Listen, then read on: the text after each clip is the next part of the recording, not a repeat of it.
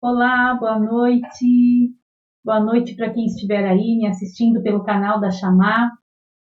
Vamos aguardar um pouquinho para ver se mais pessoas acessam. Nessa noite nós preparamos uma live que não é só para mamães, mas é também para os papais, para toda a família, com dicas muito especiais, bem próprias para esse tempo em que nós estamos vivendo. Como ajudar o seu filho nas tarefas escolares? Nós vemos que o próximo prazo para talvez as aulas presenciais retornarem é depois do dia 12 de outubro. Mas não sabemos como as coisas irão caminhar até lá, então ainda temos praticamente 2 meses com os nossos filhos em casa. Eu até preparei para você um aviso, com uma mãe um pouquinho assustada, né? Socorro, a escola é minha casa. Ou será que a minha casa é a escola? Né? Então, de repente, as coisas mudaram um pouquinho. Temos visto muitos pais cansados, desmotivados, despreparados nessa árdua tarefa de contribuir com a formação dos seus filhos. E pensando sobre isso, refletindo um pouco, por que os pais estão com tanta dificuldade? É bem simples de responder essa pergunta. Primeiro, porque eles não são professores e realmente não têm obrigação de serem professores. Eles não possuem a didática, exatamente por não serem professores. Muitas vezes trabalham o dia inteiro e não conseguem organizar na sua agenda o tempo necessário para disponibilizar a atenção para o seu filho. E aí eu já quero começar com a minha primeira dica aqui. Então, cabe à família se organizar e dividir as tarefas. Se o papai e a mamãe estão trabalhando, então eles vão dividir. Quem vai fazer o jantar à noite, quem vai preparar, lavar a roupa, fazer as atividades da casa, não vai conseguir contribuir com as tarefas do filho. Quem vai contribuir com as tarefas, então não vai fazer as outras atividades. Então, se os dois estão trabalhando, precisam dividir as tarefas para que não fique sobrecarregado para ninguém. E uma outra coisa que está acontecendo bastante, o porquê que os pais estão tendo tanta dificuldade, é porque a gente não lembra todos os conteúdos que a gente aprendeu há mais de 20 anos atrás, muitas vezes, né? 15 anos atrás. Então, eles não estão fresquinhos na nossa memória. Então, quando a gente tenta ajudar o nosso filho, na verdade, nós temos que relembrar aqueles conteúdos que já ficaram esquecidos na nossa memória há muito tempo atrás. Tudo isso, somado, faz com que esse momento se torne um momento tenso, tanto para a criança quanto para os pais. E o propósito que eu estou preparando essa live aqui é ajudar você com dicas práticas para que esse processo se torne o menos tenso possível e se torne também prazeroso, tanto para os pais quanto para a criança. Para isso, eu preparei isso com dicas bem pontuais e bem práticas. Peço que você tenha paciência e fique comigo, porque não vai demorar e são dicas bem práticas. A primeira dica: crie um ambiente em sua casa que seja próprio para esse momento de estudos. Se você não tem um escritório, não tem uma mesa preparada para isso, não tem problema. Pode ser a sua mesa da cozinha ou da sala de jantar, mas separe esse espaço e todos os dias use o mesmo espaço. É muito importante você estabelecer uma rotina e usar o mesmo lugar, porque na escola a criança chega, ela já sabe onde ela vai sentar. Ela sempre senta no mesmo lugar. Então, quando a criança sabe que é o horário das atividades escolares, ela já sabe onde ela deve sentar. Ela já vai se colocar naquele lugar específico. É importante que, nesse momento, nós consigamos tornar esse ambiente o mais próximo possível do ambiente escolar. É claro que a nossa casa não vai se parecer com uma escola, mas como eu posso tornar o ambiente o mais próximo da escola? Primeiro, eu vou desligar os estímulos, ou seja, desconectar. Se eu for sentar com meu filho para fazer as atividades, eu não vou usar o meu WhatsApp, eu não vou usar o celular, porque o professor também não usa na escola, quando ele está com o seu filho. Então, você não vai usar. sem aparelhos eletrônicos, nem para quem está auxiliando e nem para a criança. Celulares desligados, sem barulho de televisão, jogos eletrônicos. Esse é o momento de realização das tarefas. É muito importante que haja foco, tanto de quem está ajudando, quanto de quem está realizando. Dica número 2. Estabeleça uma rotina de horário e faça as tarefas sempre no mesmo horário, se possível, no mesmo horário da escola. Então, se os filhos estudam num colégio particular, privado, em geral as escolas particulares estão fornecendo aulas online em tempo real.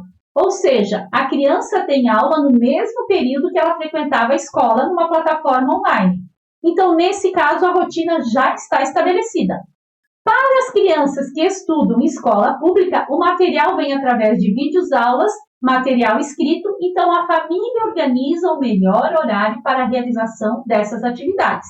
Se o seu filho consegue fazer as atividades sozinho, sem a ajuda de um adulto, se ele já é uma criança maior, você pode criar uma rotina do mesmo horário que ele ia para a escola.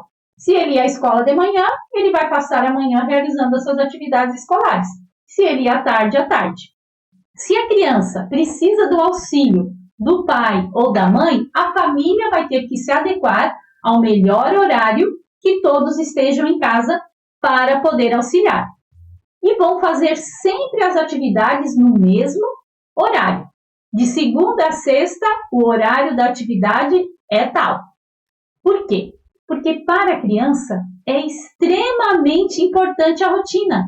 Isso ajudará ela a ter mais foco. Ela saberá, por exemplo, que todo dia, nesse mesmo horário, ela vai se desconectar dos estímulos exteriores e vai estudar.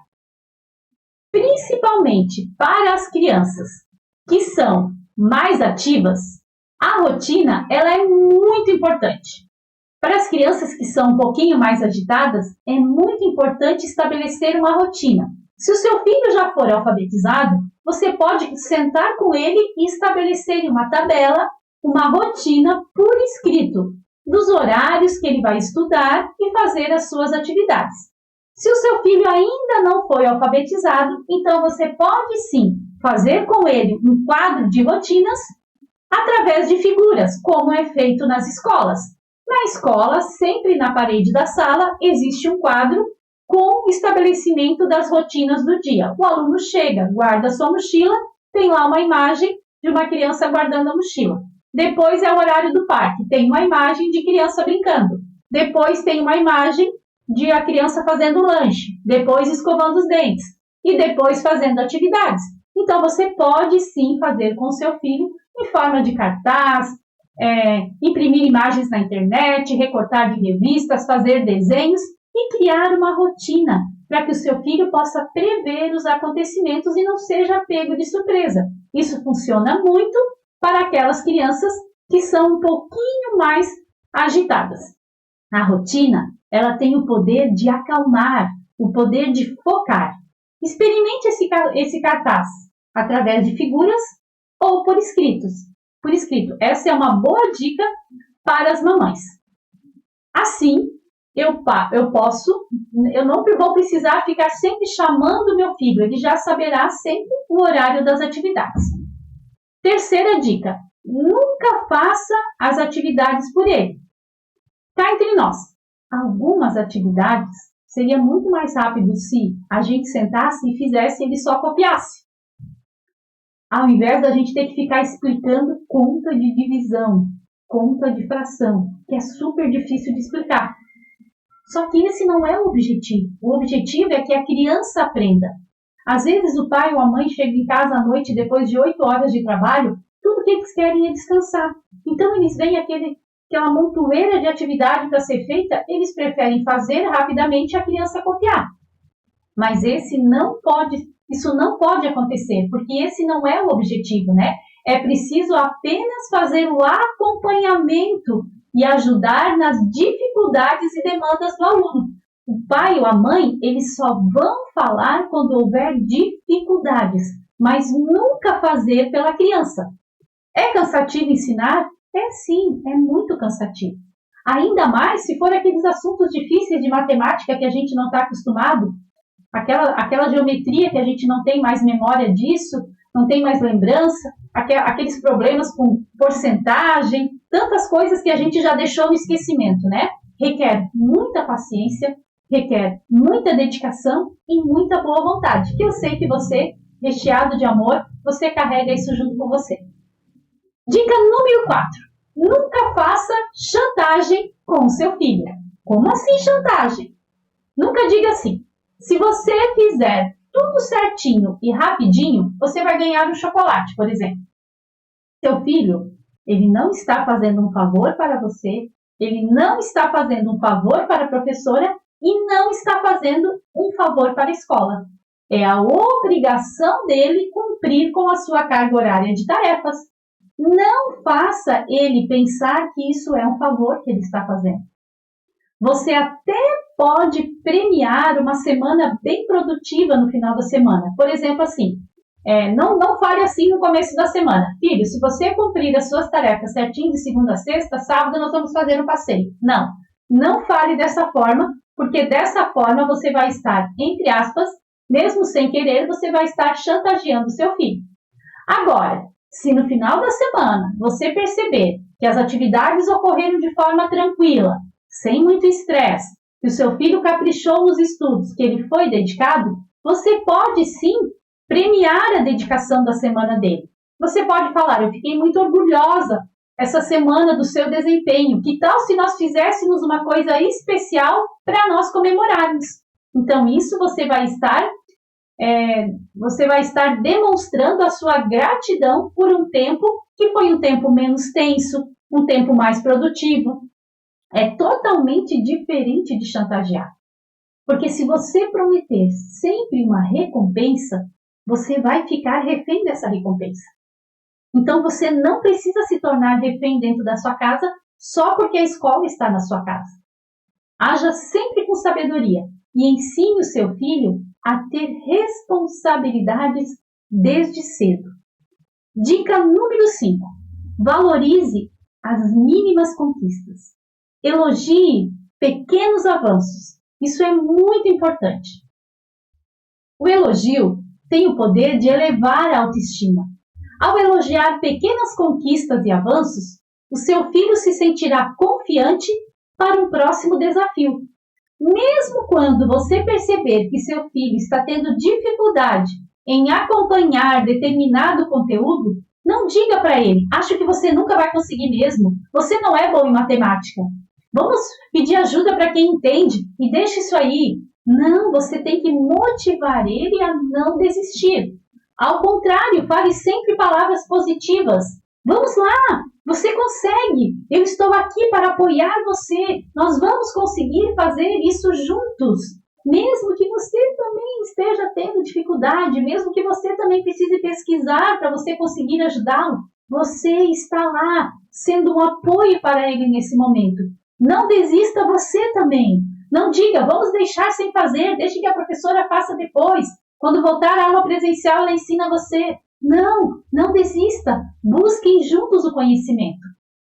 Nós fomos acostumados, eu não sei quanto a você, mas no meu tempo, já faz algum tempo de escola, nós fomos acostumados a ter os nossos erros punidos de forma muito escandalosa na escola. Pelo menos na minha geração era assim. Por exemplo, se você fazia uma questão errada na prova, vinha um X enorme de vermelho em cima da questão. Quando você ia buscar a prova, mesmo que você tivesse errado uma coisa só, aquele X, ele era escandaloso, ele chamava muita atenção. Por quê? Porque existia um destaque no erro naquela época, Acabava se deixando valorizar demais o erro e a nossa autoestima ia ficando lá embaixo. Se nós fizéssemos, por exemplo, uma equação daquelas de segundo grau, que ocupava uma página inteira do caderno, e lá no finalzinho a gente tivesse confundido um sinal mais com menos e o resultado tivesse dado diferente, o professor, na hora de corrigir aquela prova que tinha essa equação, ele só olhava para o resultado. Se o resultado não fosse exatamente o resultado correto, ia um X enorme em cima da página inteira, sem levar em consideração todo o trabalho que a gente teve em desenvolver aquela equação, todo o raciocínio no meio daquela equação. Hoje em dia, a pedagogia funciona um pouquinho diferente. O professor leva em consideração todo o andamento da questão, todo o raciocínio que foi desenvolvido para se chegar naquele resultado. Então, uma questão com resultado errado, ela não é mais uma questão com X, ela é uma questão meia certa, porque não se dá ênfase ao erro, mas se dá ênfase ao acerto. E assim nós devemos fazer com os nossos filhos em casa. Valorizar pequenos acertos, trabalhando sempre de uma forma propositiva, com um reforço positivo. Ajude assim a elevar a confiança e a autoestima do seu filho. Dessa forma, esses momentos serão mais leves, tanto para o pai e para a mãe, quanto para o filho. E por último, e a última dica que não poderia deixar faltar nessa nossa live, é que você pode sempre pedir a Deus, você pode sempre junto com o seu filho orar e pedir a orientação do Espírito Santo para capacitar você e seu filho a terem prazer nesse momento de interação e aprendizagem. E vocês assim vão estar crescendo juntos. Então eu quero parabenizar os pais que estão aceitando esse desafio de se comprometerem com os estudos dos filhos, que não desistiram mesmo nesse momento difícil, em que a escola está sim na nossa casa, em que a nossa casa sim é a escola, assim como os professores têm sido valentes nessa árdua tarefa de prepararem suas aulas remotas, as famílias também têm se agigantado e feito um trabalho excelente. Então eu quero dar parabéns a você e dizer: continue, vai valer a pena. Eu espero que essas dicas venham ajudar você a tornar esse momento um momento de prazer em família. Fique com Deus.